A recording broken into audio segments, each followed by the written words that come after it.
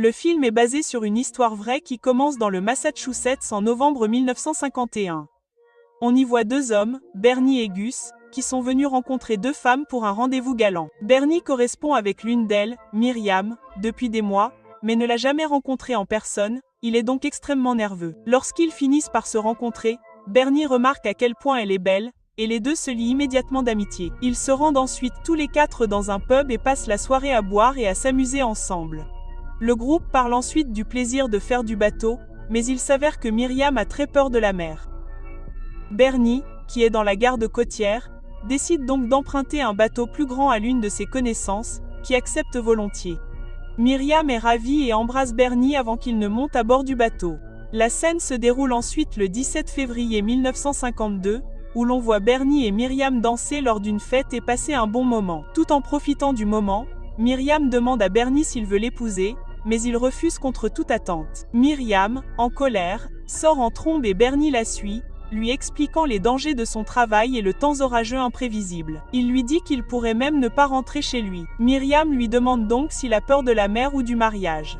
Après réflexion, Bernie se rend compte qu'il ne veut pas la perdre et qu'il veut se marier. Ils choisissent donc le 16 avril comme date de leur mariage. Cependant, en raison de ses règles professionnelles, Bernie dit qu'il doit demander l'autorisation à son commandant. Quelques jours plus tard, à environ 15 km au nord-est de Chatham, dans le Massachusetts, le pétrolier SS Pendleton est aux prises avec une puissante tempête. Au début, les choses semblent encore relativement normales. Certains marins se reposent, d'autres font la sieste et les cuisiniers discutent dans la cuisine. Soudain, le navire est frappé par une violente secousse, projetant des objets sur le sol et projetant certains membres d'équipage hors de leur couchette. Une importante fuite s'ouvre dans la coque, ralentissant le pétrolier qui lutte contre les vagues.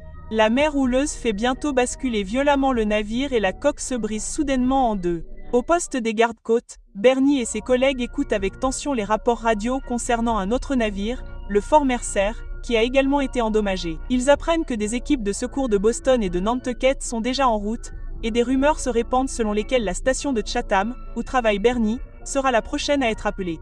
Dehors, la tempête fait rage avec des rafales de vent atteignant 80 à 100 km/h. Pendant ce temps, Bernie se rend chez son commandant, Clough, pour lui demander la permission de se marier. Clough le repousse et ordonne immédiatement à l'équipage de se rassembler, leur ordonnant de se rendre au quai et de sécuriser un bateau de pêche pour la mission de sauvetage. De retour sur le Pendleton, les membres d'équipage survivants prient pour leur sécurité. Nous apprenons ensuite que le navire s'est brisé et qu'il ne reste plus qu'une moitié à flot dans la violente tempête. Un membre d'équipage nommé Brown exige une action immédiate pour mettre le canot de sauvetage à l'eau, mais le capitaine n'est pas d'accord, affirmant qu'un si petit bateau ne peut pas survivre dans une mer déchaînée. Pour ne rien arranger, leur signal SOS et leur radio sont endommagés, ce qui les empêche de contacter qui que ce soit. Le capitaine se tourne alors vers un membre d'équipage nommé Seabird, qui connaît bien ce genre de situation, et lui demande son avis.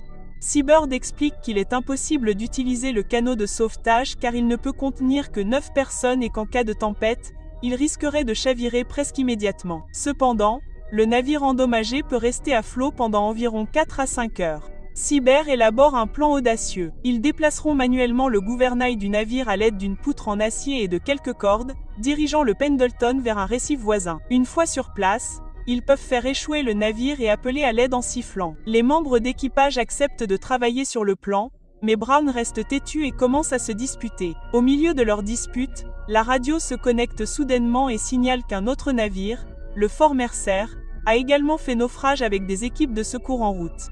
L'équipage réalise avec horreur que le Pendleton ne peut qu'attendre son tour pour obtenir de l'aide, et qu'il y a de fortes chances qu'il ne soit pas secouru du tout. De retour avec Bernie, il parle à Myriam au téléphone, et elle lui demande s'il a demandé la permission à Clough, mais il dit qu'il n'en a pas eu l'occasion. Puis il raccroche brusquement. Il s'avère que Clough a annoncé à tout l'équipage qu'ils doivent faire naviguer le CG 36500 depuis Old Harbor pour secourir le Fort Mercer, à 30 km à l'est de Nantucket.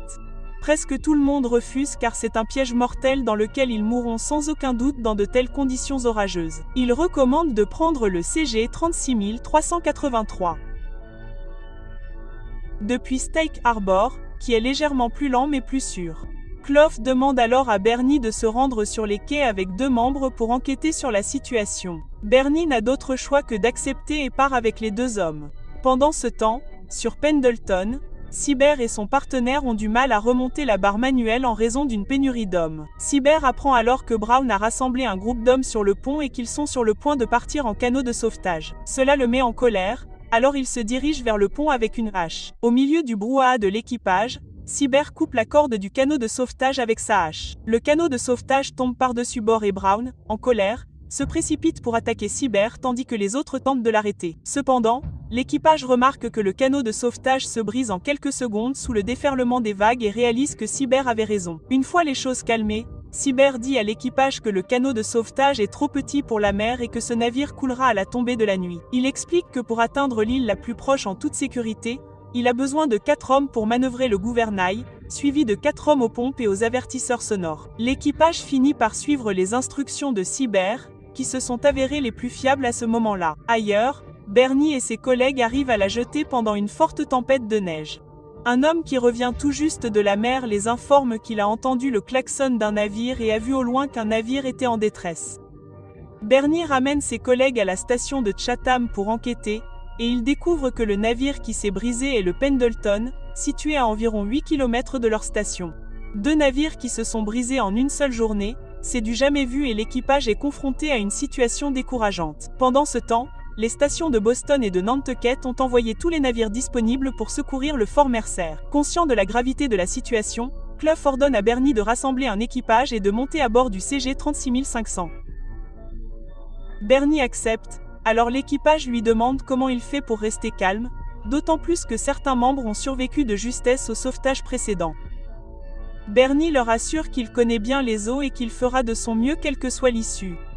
Lors du rassemblement de l'équipe, Gus veut y aller, mais il s'avère qu'il est trop malade. Ainsi, 3 gardes-côtes, Richard, Andy et Irvine, se portent volontaires pour rejoindre Bernie, et ensemble ils se préparent à partir. Ailleurs, Myriam sent que quelque chose ne va pas et appelle la station pour parler à Bernie. Il entend l'appel, mais n'a pas le temps de répondre et se précipite pour mener à bien la mission de sauvetage. Au même moment, l'état de Pendleton se détériore rapidement. Des vagues gigantesques s'abattent sur lui, le faisant basculer de près de 90 degrés et l'eau inonde les compartiments, menaçant de le couler à tout moment. De son côté, Myriam arrive à la station Chatham où elle rencontre les collègues de Bernie et devient furieuse d'apprendre qu'il est parti pour une mission aussi dangereuse. Pendant ce temps, sur le Pendleton, les hommes s'accrochent fermement aux chaînes pour ne pas être projetés par les lourdes poutres. Cependant, une énorme vague frappe le navire, l'inondant et emportant tout ce qui était détaché, y compris les rames. Une barre de fer heurte le flanc du navire, creusant un grand trou, et Cyber peine bientôt à contrôler le navire, les mettant dans une position désespérée. Ailleurs, Myriam apprend que Bernie est sur le point de traverser un grand banc de sable, ce qui augmente encore plus son inquiétude. Elle confronte Clough dans son bureau, même si d'autres tentent de l'en empêcher. Clough réalise qu'elle est la fille dont Bernie parlait et lui dit que leurs préparatifs de mariage ne le concernent pas et que demander la permission n'est qu'une simple formalité. Mais Myriam commence à argumenter, exigeant de savoir pourquoi il a envoyé Bernie dans une mission aussi risquée alors que Clough lui-même ne comprend pas les eaux. Elle insiste pour qu'il rappelle immédiatement Bernie et l'équipage, mais Clough ne fait que s'énerver et la met dehors. Par la suite, une Myriam furieuse sort de la station en trombe et se précipite vers sa voiture. Alors qu'elle s'enfuit à toute allure, la route verglacée la fait déraper et elle s'écrase, la laissant coincée. Ailleurs, Bernie et son équipe sont dans un petit bateau, ressentant toute la force des vents violents. Bernie est le capitaine tandis que les autres sont assis tout à l'avant sur le pont extérieur, à l'affût des grosses vagues. Irvine commence à chanter une chanson pour aider à détendre l'atmosphère, et ses coéquipiers se joignent à lui. Mais avant qu'ils ne s'en rendent compte, la fureur de l'océan frappe. Tout à coup, d'énormes vagues s'écrasent sur leur petit bateau avec une force incroyable, ce qui les plonge dans un état de panique. Irvine et Richard s'accrochent au pont aussi fort qu'ils le peuvent, luttant pour rester sur place tandis que les vagues les frappent. Ensuite, Bernie pousse le bateau vers l'avant et navigue prudemment sur un banc de sable peu profond. Ils sautent habilement par-dessus une grosse vague, mais ils se rendent vite compte qu'ils ont perdu la boussole. Pour ne rien arranger, le démarreur tombe en panne, et Andy tente de le réparer. Soudain, une autre vague massive se lève devant eux, et ils n'ont que 5 secondes avant que la vague de 10 mètres de haut ne fasse chavirer le bateau. Heureusement, le moteur redémarre juste à temps, et Bernie dirige habilement le petit bateau à travers les vagues imposantes, franchissant enfin le dangereux banc de sable. Alors que la nuit tombe sur Pendleton, l'une des pompes cesse de fonctionner. Cyber se précipite pour vérifier le tableau de bord et dit à l'équipage d'utiliser toutes les pompes restantes pour empêcher l'eau d'entrer. Il répare l'interrupteur pour éviter une panne des pompes en pleine utilisation. Avec seulement un demi-mètre d'espace avant que l'eau n'atteigne le moteur, ils font soigneusement pivoter le navire de 30 degrés et font marche arrière, se préparant aux fortes vagues qui les attendent. Bientôt, le fond du navire heurte les rochers et secoue violemment tout le monde. Ils parviennent à atterrir sains et saufs, mais doivent agir rapidement pour empêcher l'eau d'inonder les pompes et maintenir la puissance du moteur. Pendant ce temps, Myriam, dont la voiture a été endommagée, appelle à l'aide au milieu de la route. Bientôt, une femme qui conduit avec ses 2 enfants s'arrête et propose à Myriam de la raccompagner, disant que son frère peut l'aider à réparer la voiture. Myriam explique qu'elle était à la station de Chatham pour vérifier la situation avec son fiancé, Bernie, et étonnamment, la femme le reconnaît. De retour sur le Pendleton, les hommes font tout ce qu'ils peuvent pour stabiliser le navire, mais ils ont énormément de mal. Au milieu du chaos, Brown éclate à nouveau et se plaint que les vagues continuent de les repousser et accuse Cyber de faire tout cela pour obtenir de la reconnaissance. Il se moque de Cyber qui n'a rien à perdre puisqu'il n'a ni femme ni enfant comme la plupart des hommes à bord. Cyber révèle qu'il a aussi peur qu'eux et que sa vie a autant de valeur que celle de n'importe qui d'autre. Pendant ce temps, Bernie et ses collègues sont toujours aux prises avec les vagues. Ils contactent alors la station de Chadan, mais ils sont frustrés car l'opérateur ne peut pas écouter même s'ils peuvent toujours entendre clairement l'autre côté. Ils reçoivent également un rapport indiquant que le navire CG-36383 n'a pas continué le sauvetage car c'était trop dangereux avec la pression atmosphérique et les fortes chutes de neige. Le groupe pense que les vagues sont trop hautes et qu'ils devraient peut-être rebrousser chemin, mais Bernie refuse d'abandonner la mission car ils sont déjà bien loin. Ailleurs, Myriam arrive chez la femme où elle allume la radio et apprend que les gardes-côtes de Boston ont atteint Fort Mercer. Lors de l'accident, 4 membres d'équipage sont morts et d'autres ont souffert d'hypothermie. Le message indique que les recherches reprendront le lendemain matin. Myriam éteint la radio lorsque la femme entre et lui dit que Bernie est un homme bien. Elle explique que Bernie et son équipage ont fait tout ce qu'ils ont pu pour sauver son défunt mari qui pêchait au large de Nantucket. De retour sur le Pendleton, le navire commence progressivement à glisser du récif. Alors que l'équipage attend les secours dans la salle de repos, l'eau inonde les entrées d'air du moteur, ce qui provoque le calage du moteur et la panne des générateurs, ainsi que l'extinction des lumières extérieures. Le navire devient beaucoup plus difficile à voir pour les gardes-côtes. Après une lutte acharnée, Bernie et son équipage repèrent enfin le Pendleton et poussent un soupir de soulagement. Les hommes sur le bateau les voient aussi, et leurs visages s'illuminent d'espoir que quelqu'un soit prêt à risquer la tempête pour les sauver. Mais il y a un problème majeur. Le petit bateau de Bernie ne peut contenir que 12 personnes, bien moins que les hommes qui ont besoin d'être secourus. Sans se laisser décourager, l'équipage de Pendleton saute dans la mer déchaînée et tente de monter à bord du bateau. Bernie manœuvre habilement le bateau pour le rapprocher tandis qu'Irvin et Andy luttent pour tirer chaque homme de l'eau glacée. Plus tard, un homme nommé Eldon tremble et est terrifié à l'idée de sauter dans la mer. Cyber s'approche et l'exhorte à descendre prudemment l'échelle. Un autre membre de l'équipage, Tiny, s'avance et dit « Si j'ai pu le faire, tout le monde peut le faire. » Sans hésiter, Tiny saute directement sur le petit bateau sans l'échelle. Cependant, en raison des violentes secousses du bateau, son corps est projeté contre la coque, ce qui entraîne sa mort tragique et sa noyade. Tout le monde est secoué par la scène horrible qui se déroule sous leurs yeux. Cela terrifie encore plus Eldon, qui est toujours accroché à l'échelle. Cyber donne alors du courage à Eldon en lui faisant signe de se préparer à sauter directement sur le petit bateau. Le garçon terrifié finit par se jeter et atterrit sain et sauf, où il est rattrapé par les 2 coéquipiers de Bernie. Le petit bateau est déjà surchargé et Richard suggère de revenir et de poursuivre le sauvetage le lendemain.